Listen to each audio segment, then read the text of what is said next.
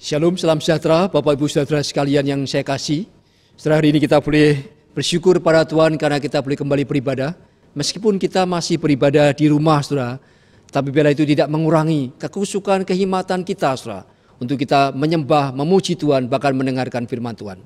Saudara, hari ini eksposisi Efesus pasal yang ketiga, saya mengajak untuk kita membuka Alkitab kita dan kemudian kita membacanya di dalam Efesus pasal yang ketiga ayat 1 sampai dengan ayatnya yang ke-6. Demikian firman Tuhan, saudara perhatikan, saya akan bacakan Efesus pasal 3 ayat 1 sampai dengan ayatnya yang ke-6. Itulah sebabnya aku ini Paulus, orang yang dipenjarakan karena Kristus Yesus untuk kamu orang-orang yang tidak mengenal Allah. Memang kamu telah mendengar tentang tugas penyelenggaraan kasih karunia Allah yang dipercayakan kepadaku karena kamu, yaitu bagaimana rahasianya dinyatakan kepadaku dengan wahyu, seperti yang telah kutulis di atas dengan singkat. Apabila kamu membacanya, kamu dapat mengetahui daripadanya pengertianku akan rahasia Kristus, yang pada zaman angkatan-angkatan dahulu tidak diberitakan kepada anak-anak manusia, tetapi yang sekarang dinyatakan di dalam roh kepada rasul-rasul dan nabi-nabinya yang kudus, yaitu bahwa orang-orang bukan Yahudi, karena berita Injil, turut menjadi ahli-ahli waris dan anggota-anggota tubuh dan peserta dalam janji yang diberikan dalam Kristus Yesus. Mari sejenak saudara yang di rumah, dimanapun saudara berada, mari kita sejenak untuk masuk dalam doa. Tutup mata saudara sejenak, tundukkan kepala, kita datang kepada Tuhan, kita berdoa. Ya Tuhan, sebelum kami melanjutkan merenungkan firman-Mu, sungguh kami sadar kami membutuhkan pertolongan Tuhan. Bagaimana kami bisa mengerti firman-Mu yang kekal, yang mutlak tanpa salah, jikalau tanpa Roh Kudus yang mengurapi, yang mencerahkan hati dan pikiran kami. Oleh sebab itu kami mohon, ya Allah Roh Kudus, pimpinlah kami, buatlah kami memahami firman-Mu.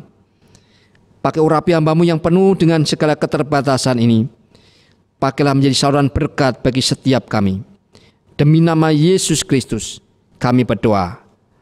Amin. Surat Efesus adalah surat yang ditulis oleh Rasul Paulus untuk jemaat, yaitu orang-orang kudus, orang-orang yang percaya kepada Kristus. Setelah jika kita bertanya, bagaimana saya bisa menjadi Kristen? Lalu setelah menjadi Kristen, apa yang mesti saya lakukan seumur hidup saya? Saudara, surat Efesus itu menyediakan jawaban yang pasti tentang pertanyaan-pertanyaan ini. Sehingga kalau kita ingin tahu bagaimana menjadi orang Kristen, dan bagaimana kemudian kita hidup sehari-hari sebagai orang Kristen, maka baca, renungkan, pahami akan surat Efesus. Menarik, surat Efesus ada 6 pasal. Dibagi menjadi 2 bagian, saudara. Yaitu pasal 1 sampai pasal 3 itu bicara tentang apa? Itu bicara tentang posisi atau status kita sebagai orang-orang Kristen. Atau kalau bicara ini tentang doktrin, tentang pengajaran Kristen. Lalu pasal 4 sampai dengan pasal yang ke-6 itu bicara tentang bagaimana kita hidup sebagai orang-orang Kristen sesuai dengan status kita itu.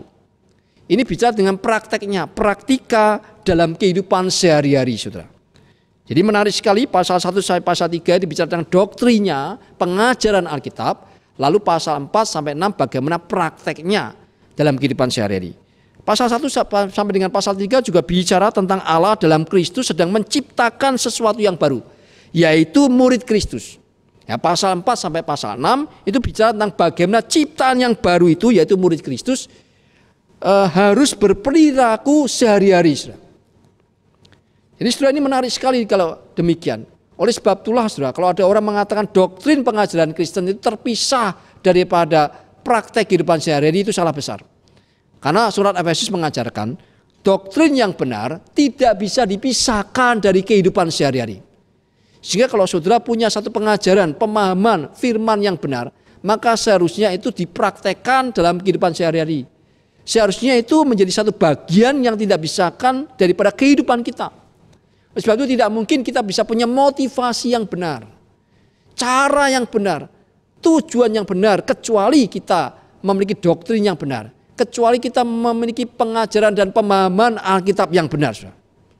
Jadi doktrin yang benar, pengajaran Alkitab yang benar itu seharusnya dan semestinya itu menjadi satu dasar kita dalam kita menjalani kehidupan kita sehari-hari. Surat Efesus berbeda dengan 4 surat pertama dalam Perjanjian Baru, yaitu surat Roma, 1 dan 2 Korintus, dan surat Galatia. Keempat surat ini sudah menjabarkan topik yang sama, yaitu Kristus di dalam kamu. Yaitu mengajarkan apa yang ingin digenapi di dalam diri kita oleh kehidupan Kristus yang berdiam di dalam diri kita. Tetapi mulai surat Efesus itu berbeda, saudara. Beralih bukan lagi Kristus di dalam kamu, melainkan kamu di dalam Kristus. Jadi mulai surat Efesus, kemudian Filipi, Kolose, dan seterusnya sampai Filemon, kita dapat memahami kamu di dalam Kristus artinya bagi kita berada di dalam Kristus dan saling berbagi di dalam tubuh Kristus. Jadi tema Dwitunggal dalam surat Efesus adalah orang percaya di dalam Kristus dan orang percaya di dalam tubuh Kristus, yaitu gerejanya. Jadi dua hal yang tidak bisa dipisahkan, saudara. Jadi orang percaya dan tubuh Kristus, yaitu gereja. Di dalam rencana Allah yang kekal sebelum dunia dijadikan, Allah sudah menetapkan pilihannya. Ajaran yang diajarkan Alkitab ini penting karena membawa gereja bukan hanya terpaut diombang-ambingkan oleh kesementaraan, saudara, yang sifatnya itu selalu sekuler, sifatnya berubah-ubah. Tetapi gereja terpaut kepada kekekalan Allah yang tidak berubah. Sehingga meskipun pandemi ini mengubah kehidupan kita, tetapi iman kita sebagai orang percaya, sebagai gereja Tuhan tidak berubah, saudara. Kita tetap, saudara, adalah gereja Tuhan. Kita tetap orang percaya, saudara, yang memberitakan kabar baik tentang Kristus. Saudara, Tuhan dan rencana kekalnya jauh melampaui segala kesulitan dan penderitaan manusia. Tidak terkecuali pergumulan kita pada saat ini, pada waktu kita menghadapi ancaman pandemi corona. Rencana kekal Allah itulah yang membuat kita mempunyai kekuatan. Kekuatan untuk apa? Untuk hidup dalam dunia yang penuh dengan pergumulan dan sengsara ini. Sejak kalimat-kalimat pertama surat Efesus ini, saudara, Rasul Paulus sudah menyampaikan berita yang begitu penting. Melalui Yesus Kristus, Allah telah memilih kita menjadi anak-anaknya sebelum dunia dijadikan. Kita menjadi anak Tuhan bukan karena saudara dilahirkan dalam keluarga Kristen. Bukan karena saudara diakui oleh gereja. Ini ada surat baptisnya, surat sidinya. Bukan, saudara. Melainkan oleh karena kita dipilih oleh Tuhan sebelum dunia diciptakan. Saudara, inilah prinsip dasar gereja yang tidak mungkin digoncangkan oleh siapapun. Rencana Allah yang kekal mutlak berdaulat, yang menunjang hidup kita, yang berjalan dalam kesementaraan ini, saudara. Allah yang kita puja, Allah yang kita sembah adalah Allah yang berdaulat penuh. Allah yang punya hikmat yang paling tinggi. Oleh sebab itu, Dia melakukan segala sesuatu seturut rencana dan kedaulatannya yang paling tinggi. Saudara, oleh sebab itulah saat menghadapi ancaman pandemi seperti ini, maka kita perlu mencari, kita perlu memahami apakah maksud Allah di balik semua kejadian ini. Apa maksud Dia mengizinkan virus corona menyebar dan menginfeksi seluruh dunia? Apakah maksud Tuhan menginterupsi dunia dengan pandemi COVID-19 yang mengubah seluruh kehidupan dunia secara total, saudara? Saudara, menghadapi pandemi seperti ini, perlukah kita meragukan Tuhan? Tidak perlu, saudara. Tetapi justru sebaliknya, kita harus berserah penuh pada Dia. Total surrender, menundukkan diri sepenuh-penuhnya kepada Tuhan. Keyakinan dan iman seperti inilah yang dimiliki Paulus. Sehingga meskipun di ayat pertama dikatakan, itulah sebabnya aku ini Paulus, orang yang dipenjarakan karena Kristus. Ia tidak patah semangat, ia tidak putus asa, ia tidak marah-marah kepada Tuhan atau marah kepada orang yang menyebabkan dia di penjara. Tidak, saudara. Karena dia sadar masuk penjara pun itu adalah karena kedaulatan rencana Allah yang kekal. Justru yang Paulus lakukan itu malah berdoa, malah menulis surat pastoral kepada orang-orang percaya di jemaat-jemaat. Dia tidak menghiraukan hidup matinya sendiri. Dia tidak menghiraukan untung rugi pribadi, karena dia bukan lagi hidup untuk dirinya sendiri, tetapi dia hidup untuk Kristus. Saudara, surat-surat yang dia tulis di dalam penjara itu justru telah menjadi kekuatan yang sangat luar biasa bagi orang-orang Kristen di sepanjang sejarah. Memang saudara, di saat orang Kristen mengalami ketidakadilan, mengalami penganiayaan, mengalami bencana, sakit penyakit, hal-hal yang negatif, muncul pertanyaan begini. Jikalau Allah merencanakan segala sesuatu, Dia merencanakan sebelum dunia dijadikan, dan segala rencananya baik bagi orang yang diperkenankannya, mengapa orang-orang percaya mengalami wabah penyakit, mengalami kesulitan ekonomi, mengalami kemunduran dalam bisnis, mengalami kebangkrutan bahkan, atau kematian orang yang dia kasih, atau karena mengalami hal-hal negatif lainnya? Apakah semuanya itu adalah hal yang diperkenankan oleh Tuhan? Padahal banyak yang mengalami hal-hal ini adalah orang-orang Kristen yang taat, yang cinta Tuhan. Saudara, bagaimana menjawab pertanyaan ini? Bagaimana menjelaskan hal ini? Jawabannya saudara, jikalau orang Kristen yang taat bisa selalu terhindar dari bencana dan kesukaran, maka akan ada banyak orang menjadi Kristen oleh karena motivasi yang salah. Beranggapan asal percaya Yesus langsung bisa mendapat pahala di depan mata. Tetapi orang Kristen, jikalau juga dimungkinkan dan diizinkan Tuhan menderita sengsara, tidak terkecuali orang yang cinta Tuhan, itu untuk membuktikan bahwa iman kita kepada Tuhan tidak bergantung kepada kelancaran dan kenikmatan dunia yang di depan mata. Namun apakah itu berarti Tuhan, saudara, tidak berkuasa memelihara anak-anaknya? Tuhan berkuasa, saudara, memelihara anak-anaknya. Lalu mengapa Tuhan izinkan hal-hal ini terjadi? Saudara, kadang-kadang Tuhan izinkan untuk sementara waktu setan merajalela. Kadang-kadang Tuhan izinkan untuk sementara waktu anak-anaknya menderita, saudara. Tetapi Tuhan akan membuktikan bahwa orang yang beriman akan menang atas segala macam pencobaan. Itulah sebabnya jangan percaya orang yang mengajar, kalau percaya Tuhan pasti hidupnya lancar, pasti sakit apapun bisa sembuh, pasti akan sehat, kaya, lancar-lancar terus.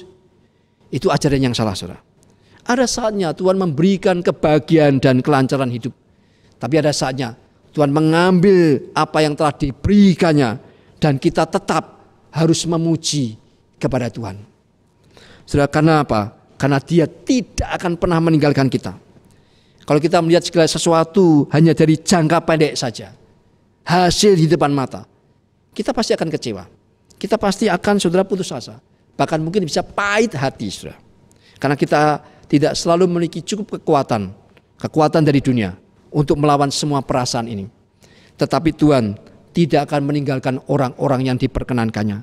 Pada akhirnya Dia akan memberkati orang-orang pilihannya. Oleh sebab itu, bila ada di antara kita yang mengalami ketidakadilan, hartanya dirampas, ditipu habis-habisan, dianiaya, tertimpa sakit penyakit yang berat, dalam keadaan sulit apapun, tetaplah berpegang teguh pada Tuhan. Jangan tinggalkan Dia. Tuhan tidak akan tinggalkan engkau sendirian. Tuhan akan memakai engkau. Ketika saudara bersaksi, saudara akan memiliki satu kekuatan yang begitu berbeda dengan mereka yang tidak pernah mengalami kesulitan seperti yang saudara alami. Saudara, Paulus mengalami ketidakadilan itu. Dia mengalami kesengsaraan itu. Dia dituduh tidak tanpa mendasar. Dia didakwa, dia disesah, dia dicambuk, dia dijebloskan dalam penjara. Bukan karena melakukan kejahatan, tetapi karena imannya kepada Kristus. Ayat 1 mengatakan, itulah sebabnya aku ini Paulus, orang yang dipenjarakan karena Kristus Yesus, untuk kepentingan kamu, orang-orang yang tidak mengenal Allah, orang-orang kafir. Sejak awal, saudara, Rasul Paulus telah ditetapkan untuk diutus ke tengah-tengah bangsa kafir, membawa berita Injil kepada mereka. Maka Paulus pergi menjelajah Korintus, Galatia, Filipi, Tesalonika, dan Efesus kepada orang-orang yang tidak mengerti Taurat Perjanjian Lama untuk memperkenalkan Allah yang sejati kepada mereka. Tetapi mereka malah merasa terusik dan menjebloskan dia ke dalam penjara. Saudara, inilah harga yang harus siap dibayar di dalam melayani Tuhan. Saudara, ayat 2 dan 3. Di sini Paulus menuliskan seseorang yang mau melayani agar supaya dia tetap bisa setia tetap bisa melampaui segala kesulitan zaman, paling tidak dia harus memiliki 3 hal, saudara. Ayat kedua dikatakan tugas penyelenggaraan kasih karunia Allah. Ini artinya melakukan pelayanan berdasarkan anugerah Tuhan. Only by the grace of God. Orang yang melayani berdasarkan anugerah Tuhan akan berbeda sekali dengan orang yang melayani berdasar kemampuan diri sendiri. Orang yang melayani berdasar kemampuan sendiri, pada satu saat dia akan berpikir untuk berhenti. Karena dia akan mendapati banyak kesulitan yang jauh melampaui daya tahan dan kemampuannya sendiri.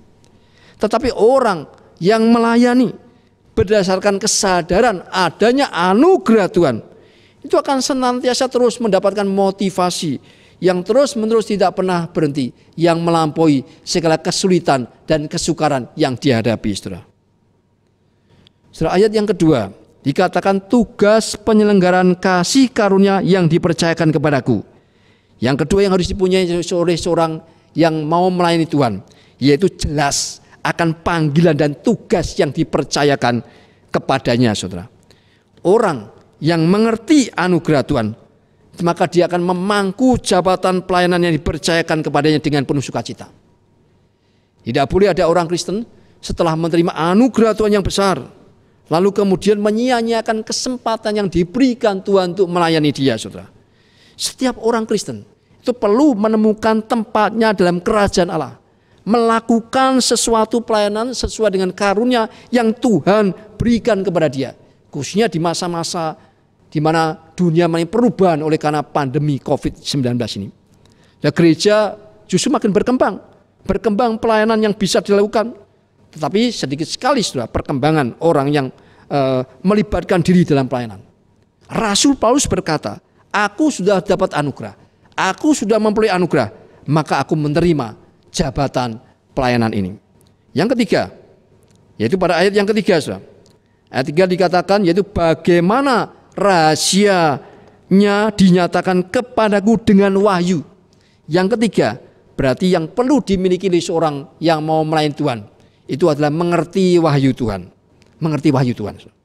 Paulus melayani, menginjili, mengajar, bahkan mendirikan gereja, karena dia sendiri memperoleh wahyu dari Tuhan dan mengerti rahasia Kristus, firman Tuhan secara mendalam. Itu di ayat keempat. Dan ayat kelima menyatakan rahasia itu belum pernah diberitahukan kepada siapapun. Artinya rahasia itu tertutup dari zaman ke zaman sampai Kristus datang ke dalam dunia. Saudara, wahyu Tuhan dibukakan perlahan-lahan sepanjang sejarah keselamatan. Itu yang disebut sebagai progressive revelation, saudara. Pada waktu Adam dan Hawa jatuh dalam dosa, Tuhan sudah menyatakan anugerahnya dengan memberitakan Injil yang mula-mula. Ketika dia memproklamasikan permusuhan antara ular dengan keturunan Hawa, Tuhan Allah berfirman, aku akan mengadakan permusuhan antara engkau dan perempuan ini, antara keturunanmu dan keturunannya. Keturunannya akan meremukkan kepalamu, dan engkau akan meremukkan tumitnya. Itu catat dalam Kejadian 3 ayat 15. Ini yang disebut oleh para ahli Alkitab sebagai embryonic gospel, yaitu berita Injil yang mula-mula. Dan yang dimaksud dengan keturunan perempuan itu adalah Kristus, tetapi masih samar-samar sekali. Lalu Tuhan Allah membuatkan pakaian kulit binatang bagi Adam dan Hawa untuk menggantikan dari daun yang dibuat oleh mereka. Ya, waktu Allah mengenakan pakaian itu, ya, pada Adam, maka memberitahu dia, kamu yang berdosa, tetapi hewanlah yang berkorban bagimu. Kamu yang berdosa, tapi hewannya harus disembelih, darahnya dicurahkan bagi dosamu. Sampai zaman Abraham, Tuhan Allah berkata kepadanya, bawalah anakmu yang tunggal itu, anak yang kau kasih itu, dan persembahkanlah kepadaku sebagai korban di atas mezbah. Saudara, Abraham tidak paham apa maksud Tuhan. Tuhan menjanjikan kepada dia keturunan yang seperti banyaknya bintang di langit, seperti pasir di laut. Tapi satu-satu anak tunggalnya, yaitu Ishak, diminta untuk dikorbankan sebagai korban bakaran. Meskipun Abraham tidak paham, dia hanya tahu, saudara, satu hal yang dia tahu, Tuhan tidak mungkin salah. Tuhan berdaulat, Tuhan berbijaksana yang paling tinggi. Maka Abraham tidak tunda-tunda. Dia langsung membawa anaknya Ishak, meletakkannya di atas mezbah. Dia mencabut pisau, siap untuk menyembelih dia. Saat itu saudara, baru muncul domba yang Allah sediakan, Jehovah Jireh. Saudara, itulah cara Tuhan menyingkapkan wahyunya tahap demi tahap, langkah demi langkah dibukakan, saudara. Sampai mereka keluar dari Mesir menjadi sedikit lebih jelas. Ketika itu Allah memerintahkan untuk menyapukan darah anak domba di ambang atas dan kedua tiang pintu rumah, agar malaikat Tuhan itu, agar malaikat maut tidak membunuh anak-anak sulung mereka. Demikian terus sampai zaman Nabi Yesaya. Yesaya 1 ayat 11, Yesaya berseru, aku sudah jemu akan korban-korban bakaran berupa domba. Dan mereka baru sadar, domba yang disembelih bukanlah dari jenis binatang, melainkan dari korban yang dikirim dari surga. Sampai akhirnya di masa transisi adalah perjanjian lama dan perjanjian baru, saudara. Datang Yohanes Pembaptis yang berseru, lihatlah anak domba Allah yang menghapus dosa dunia. Itu catat dalam Yohanes 1 ayat 29. Saudara, seluruh dunia baru mengerti. Mengerti apa, saudara? Itulah waktunya Tuhan menyingkapkan rahasia keselamatan. Bagaimana manusia diselamatkan? Itulah sebabnya di sini dikatakan rahasia ini tidak pernah diberitahukan kepada bangsa manapun, tetapi sekarang dinyatakan di dalam roh kepada nabi dan rasul. Apakah rahasia itu? Ayat 6 menjawabnya. Itulah berita Injil. Berita Injil. Satu-satunya berita baik, kabar baik, hanyalah kabar tentang Yesus Kristus, anak domba Allah yang menghapus dunia. Di dalam Kristus, saudara, kita diperdamaikan dengan Allah sambil menantikan hidup yang kekal yang disediakan bagi kita. Karena berita Injil, kita yang bukan Yahudi, baik orang Tionghoa, orang Batak, Manado, Jawa, Sunda, Nias, Betawi, Pontianak, Dayak, Toraja, Papua, atau dari suku manapun, semua yang tadinya kafir dipersatukan dalam Kristus, saudara. Itulah gereja. Untuk apa, saudara? Ayat 6 menyatakan seperti ini. Saya bacakan ayat 6. Yaitu bahwa orang-orang bukan Yahudi karena berita Injil turut menjadi ahli-ahli waris dan anggota-anggota tubuh dan peserta dalam janji yang diberikan dalam Kristus Yesus. Yaitu yang pertama, untuk apa kita dipersatukan dalam Kristus, saudara? Yaitu untuk menjadi pewaris, ahli-ahli waris, menjadi inheritance. Saudara. Apa yang kita warisi? Alkitab mengatakan segala sesuatu yang sudah ditetapkan Allah di dalam kekekalan, itulah yang kita warisi. Yang kedua, saudara, untuk apa kita dipersatukan dalam Kristus, yaitu gereja? Untuk menjadi anggota-anggota tubuh Kristus, yaitu gereja. Yang ketiga, untuk apa kita dipersatukan dalam Kristus? Yaitu untuk menjadi peserta atau penerima janji Allah. Janji yang mana, saudara? Alkitab berkata bahwa Roh Kudus adalah roh yang dijanjikan. Dan hidup yang kekal adalah janji yang tertinggi, yang terakhir, saudara. Kalau kita membaca Alkitab, kita meliti Alkitab, tidak kurang dari 6.000 janji daripada Allah. Kita perlu baca, kita perlu renungkan Alkitab, maka kita akan melihat semua janji Allah yang luar biasa yang sediakan bagi saudara dan saya.